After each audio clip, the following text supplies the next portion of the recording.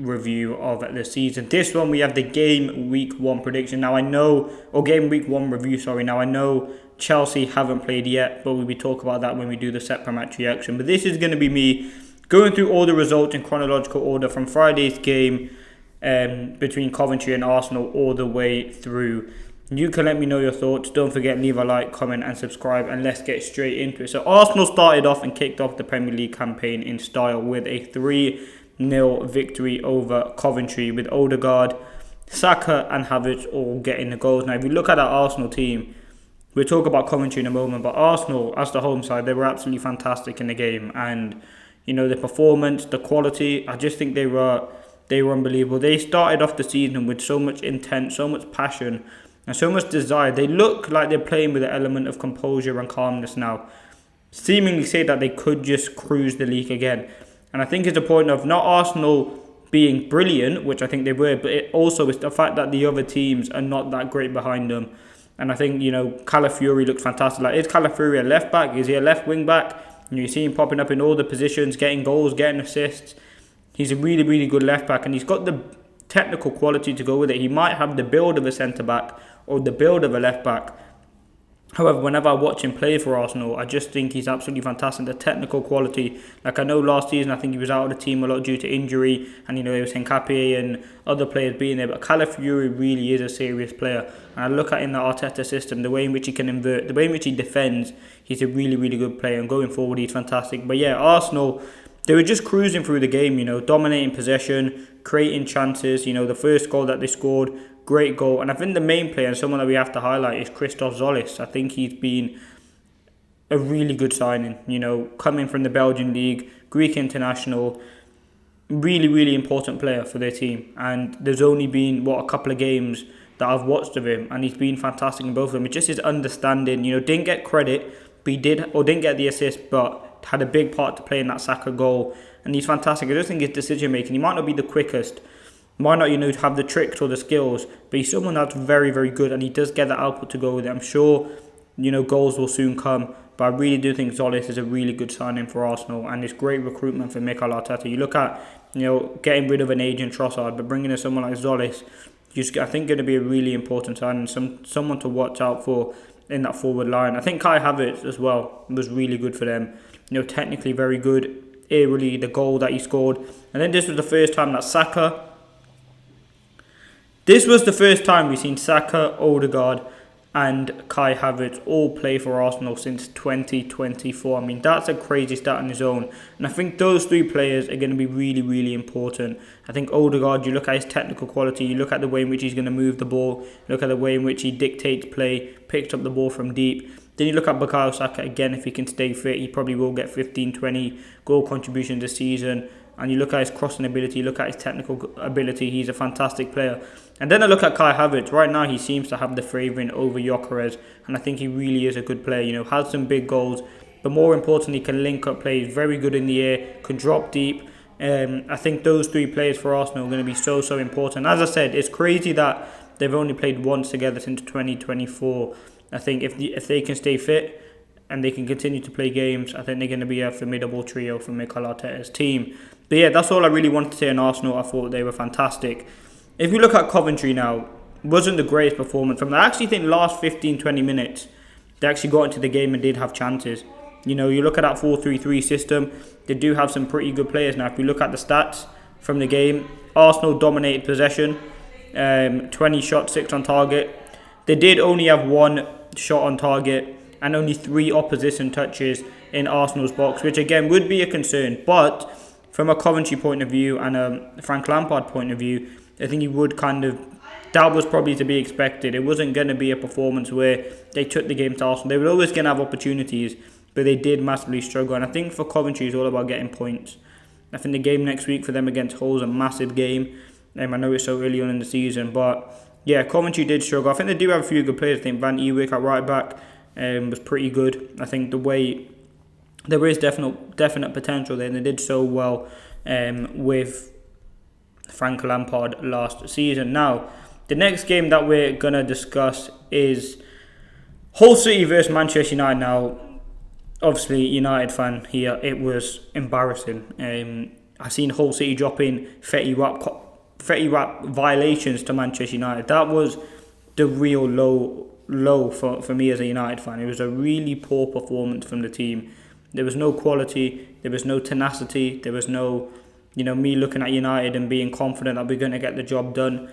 I think it is, and there was a really, there was a lot of concern for me going into that game. I'll talk about Hull City first though. Hull City absolutely had United from minute 1 all the way to minute 96. They were absolutely fantastic.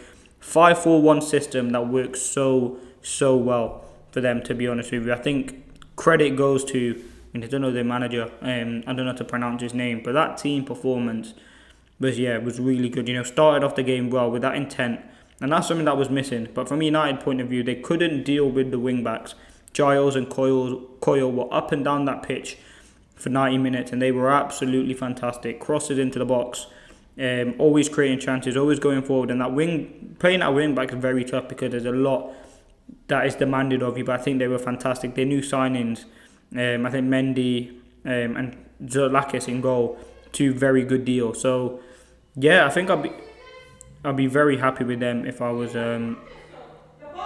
I'll be very, very happy if I was a Hull City fan, to be honest with you. I think they were fantastic in the game. Played well, defended well, got forward, attacked United, and deserved winners, to be honest with you. I think they were top, and there is still a long way for them to go in the season. We look at a lot of people were writing off Hull City. A lot of people were writing off Sunderland last season. You look at what they did this season. They were brilliant, to be honest with you, and I think you've got to give them a lot of praise for what they did. Really solid performance. First time they beat United in 52 years. First time United have lost to a promoted team, which leads me on perfectly to Manchester United. Honestly, horrific performance. You're looking at the opening game. Show something to these United fans that always back you game in, game out. This was a horrific performance. Very, very sloppy. Second to every ball. Didn't create anything going forward. Cunha, Dorgu and Burma looked very sloppy. Defensively, didn't look great. Every cross that came into the box from Hull City was a danger sign, to be honest with you.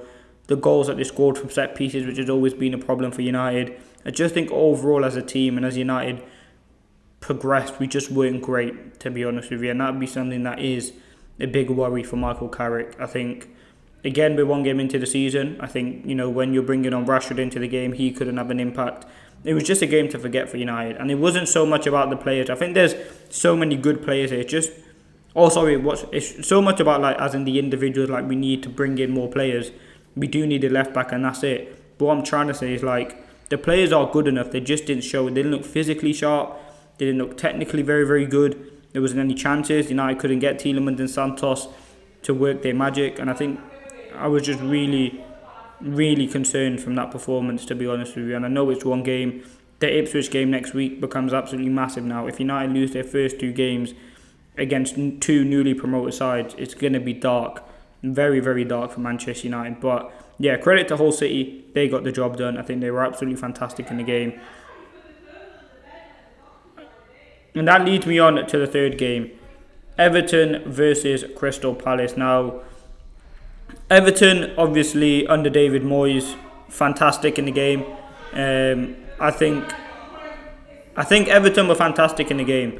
I think when I watch Everton play football, I think they're a really, really good team. And thoroughly to get the job done, thoroughly deserve to win. When I'm looking at the new manager, I think it's Large at Crystal Palace. He is going to struggle. But as I said, Everton had the game plan right from minute 1, and they played very good football. 2 midfield signings, 2 new midfield signings, Hayden Hackney and Harrison Armstrong, in the midfield were absolutely fantastic. I thought the way in which they moved the ball, the way in which they progressed the play, the reading of the game.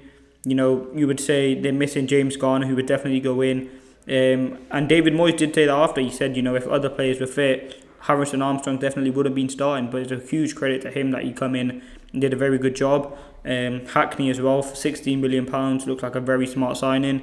Dewsbury Hall getting the goal. Tieno Barry, Ndiaye looks like he's staying.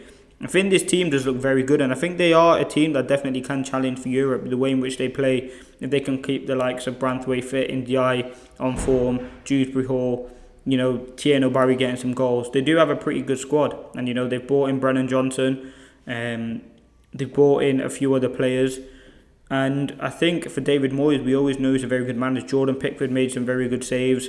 Everton, great opening game from them, to be honest with you. If we look at this Palace team now, again, they played that 3-4-2-1 system. Again, they've lost a few players. Yes, they've lost a few players, in the last 12 months and more. Gahey, Eze, Lacroix, 2 out of their back 3 they've lost, which again is very disappointing from them. Not disappointing, but it's going to be very hard to replace them. Munoz was decent yesterday on Saturday, but again, he did struggle, to be honest with you. And I think a lot of the Palace team did struggle. However, saying that, they did have chances. Mateta had a few very good chances, and they did hit the post a few times. So, listen, it was always going to be tough to replace what Glasner did, winning trophies with the team. I think Henderson didn't look that great either, but again, it's early on. It's a lot of new managers in the Premier League. I think there are good players there. I think it just needs a lot more work, to be honest with you. Now, Ipswich versus Sunderland, a huge game for Ipswich. Their first game back in the Premier League. Kieran McKenna's left the club. And, listen, they thoroughly deserved to win yesterday. They were... on Saturday, sorry. They were fantastic. From minute 1, they pressed, they absolutely destroyed Sunderland. And I think, it's a credit to them. The newly promoted sides always get a lot of stick, and a lot of people say they're not going to survive. If I look at the performance, Portman Road yesterday, 3 o'clock, they were top. And I think for Ipswich, it's all obviously about, for all the newly promoted team, it's all about surviving. Then once you survive the first season, you can see what happens from there. And I think is it Gary O'Neill, their manager? I think they are going to be a team to definitely look at. If you look at the stats from the game, we'll talk about the goals.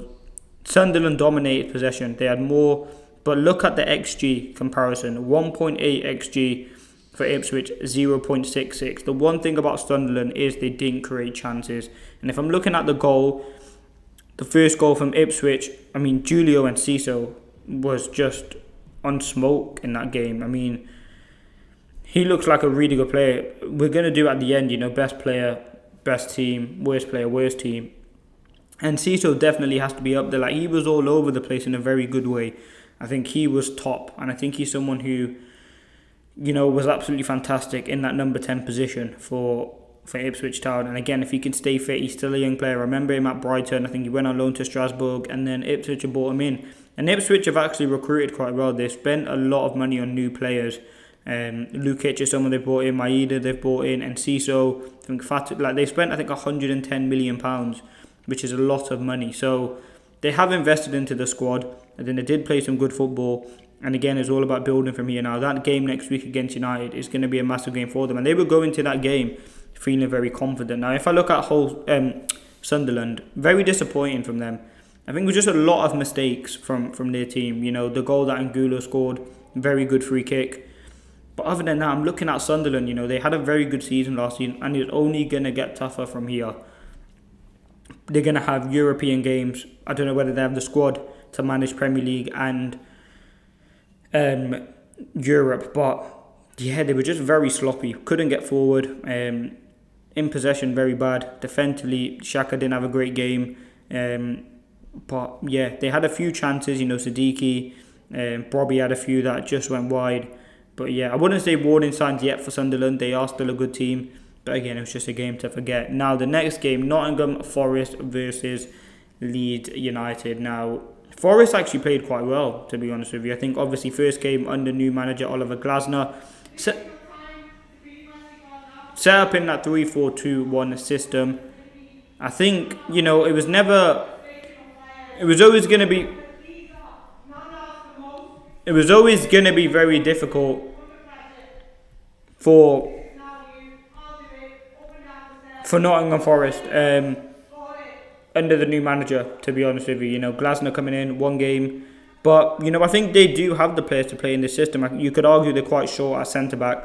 However, I think two players that do massively benefit. One, Nico Williams. I think if there's any player that is going to thrive in this system, would be him at left wing-back. Aina, I think, could do that job as well. It was interesting to see McAtee get 74 minutes. I thought Nico Dominguez, would have started in the midfield. But to give McAtee, who would say more a right winger, more attacking player, an opportunity in that double pivot, it does kind of speak words. And, maybe he's trying to look and replicate what Adam Wilson did at Palace. With McAtee, I don't know. It's going to be a very difficult job to do that. I think, losing Elliot Anderson in the midfield is massive for them. And I don't know if they've actually replaced him, but they need probably better quality in there. But, yeah, they weren't that great. From a Leeds United point of view, Harry Wilson looked good, scored that goal that was obviously offside. They did create chances. I mean, that stacked free kick was just an insane free kick. Yes, you could say the goalkeeper could do better. But Leeds, as I said, the way in which they build up with that free back, Muhirovic, if that's how you pronounce his name, the number 5 left-sided centre-back, was fantastic for them. For a big guy, he's someone that's very good at playing the ball out from the back.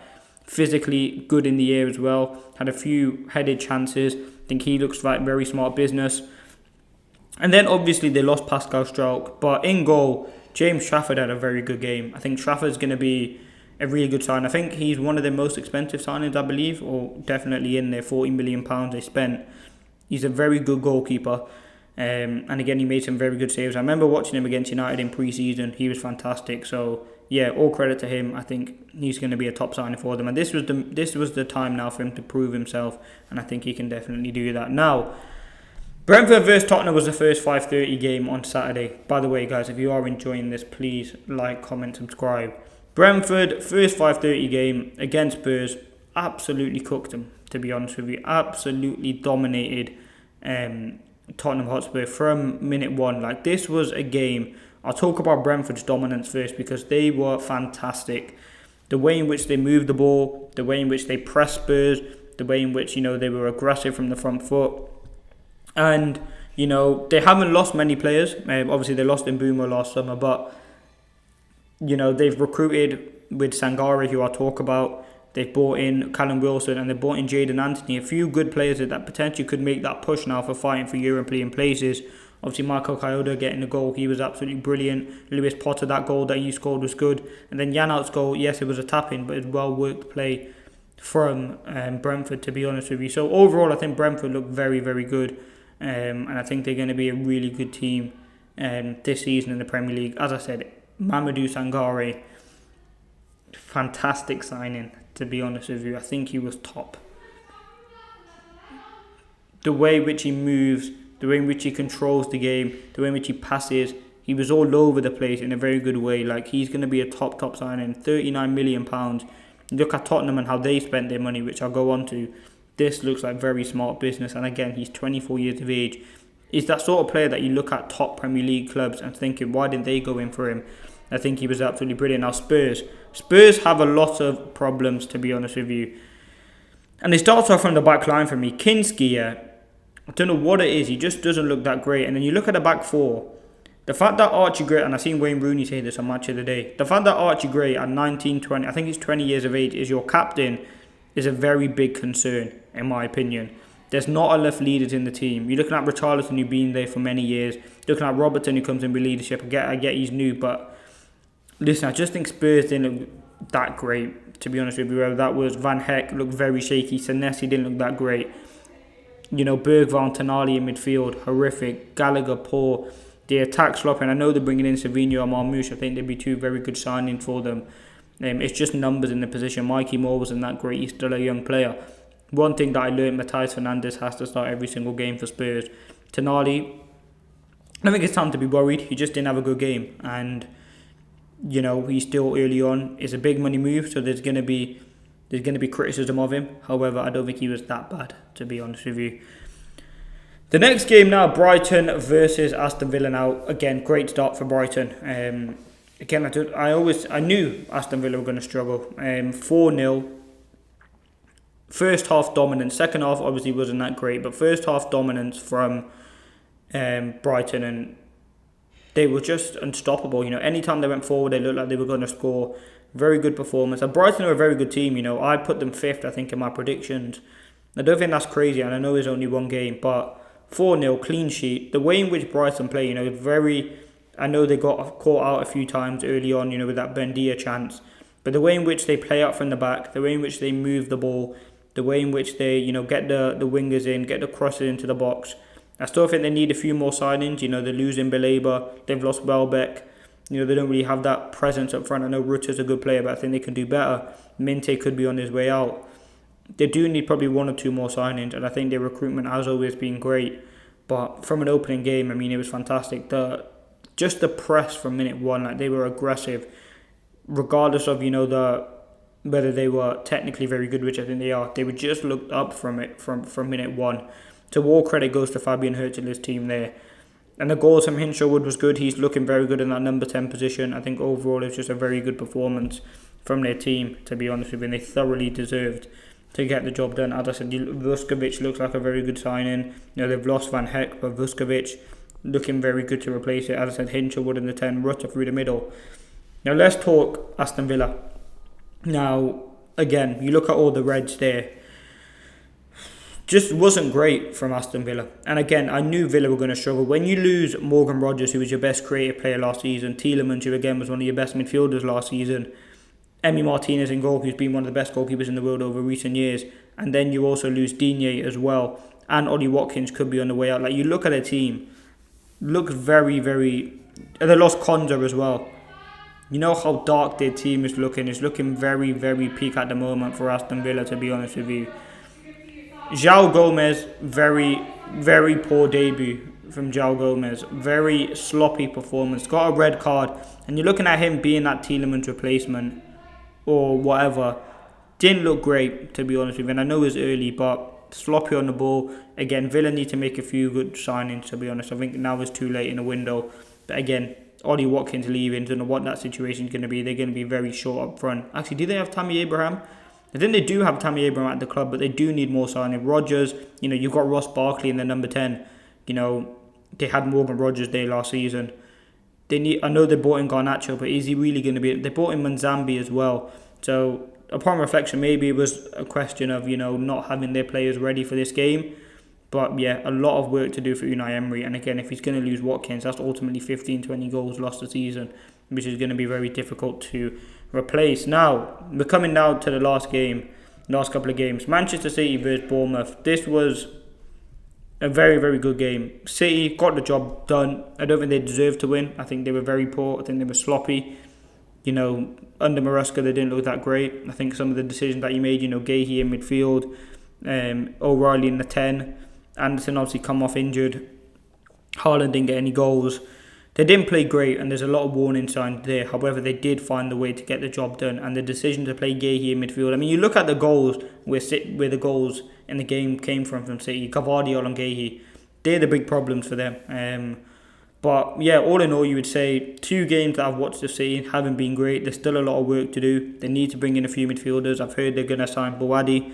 So again, it'd be a very good signing. They need to get Doku back into the team. They have to start Ryan Cherki every single game. I think he's a fantastic player for them. Bournemouth, I think, will feel quite hard done by. I think Bournemouth were brilliant yesterday. Now I can actually say yesterday because the game was yesterday. They were very good, you know, considering they lost their manager. They lost Semenyo, obviously, in January. They were on an 18-game unbeaten run, which at the time was the longest, beating the clubs like Bayern Munich, Arsenal.